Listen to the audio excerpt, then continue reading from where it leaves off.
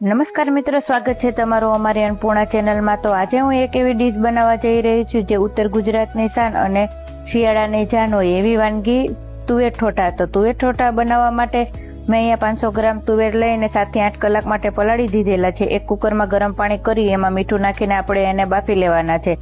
હવે ગ્રેવી બનાવવા માટે મેં 5 થી 6 કાંદા, 4 ટમેટા, આદુ, લસણ અને મરચાં લઈ લીધે છે। આ બધાની આપણે ગ્રેવી કરી નાખવાની છે અને થોડુંક લીલું લસણ લઈ લીધું છે। હવે વઘાર માટે મેં અહીંયા એક પેન લઈ એમાં ખડા મસાલો નાખી તમાલપત્ર નાખી દેવાનું છે। પછી થોડુંક જીરું નાખીને હિંગ નાખી દેવાની છે। હિંગ નાખ્યા પછી આપણે ગ્રેવી કરેલા કાંદા નાખી દેવાના છે અને એને આપણે બરાબર શેકીને બ્રાઉન કલરના થવા દેવાના છે। તો અહીં મારા કાંદા બ્રાઉન કલરના શેકાઈને થઈ ગયા છે। તો હવે હું એમાં નાખીશ ટમેટાની પેસ્ટ। ટમેટાની પેસ્ટ નાખ્યા પછી એમાં હું આદુ, લસણ અને મરચાંની પેસ્ટ નાખી દઈશ અને બરાબર સાતળી લઈશું। તો અહીં મારો મસાલો સતળાઈ ગયો છે। હવે આપણે ઉપરથી એમાં લીલું લસણ નાખી દેવાનું છે।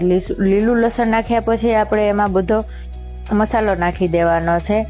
આપણે એમાં નાખીશું થોડુંક લાલ ચટણી પાવડર, થોડુંક હળદર પાવડર, થોડુંક ધાણા જીરું, થોડોક ગરમ મસાલો અને મીઠું નાખીને બરાબર આપણે એને શેકી લેવાનું છે।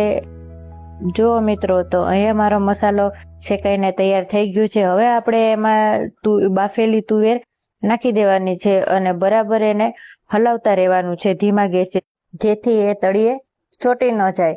તો મિત્રો, અહીં મારું આ શાક શેકાઈને તૈયાર થઈ ગયું છે। હવે એમાં આપણે 1 ગ્લાસ પાણી નાખી દેવાનું છે અને ઢાંકીને થોડી વાર સુધી ચડવા દેવાનું છે।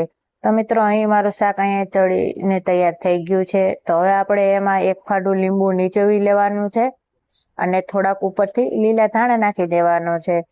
તો જો મિત્રો, અહીંયા મારું તુવેર ઠોઠાનું શાક બનીને રેડી થઈ ગયું છે।